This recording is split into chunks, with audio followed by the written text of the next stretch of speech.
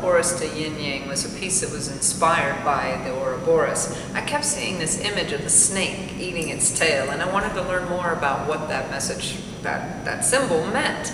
And so in researching it, I found that Carl Jung actually thought that it meant self-consumption, an ego state. And in researching Jung, I was led to Eric Newman, who thought that the Ouroborous actually represented a pre-ego state.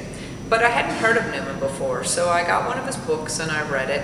And in that book, he talks about shadow self. And the shadows are those places within us, those desires within us that society and potentially the law say that we can't do, those urges, those demons, if you will, those shadows. And Newman thought that in order to be fully human, we needed to embrace our whole self, including the shadow parts of ourselves. So in this piece, I have also alluded to a yin yang in here with the black and the white, and the whole thing is about transforming from the self-consumption of the Ouroborous to the balance of the opposing forces, the shadows and our good self.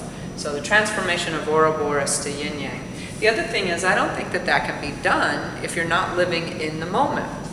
So the other thing about the piece is this left-hand side of the canvas represents the past, and these dark, shadowy places are the shadows, the regrets, those things that we've done that we may not be proud of. And the right-hand side of the canvas represents the future, which we think we have all lined out nice and easy.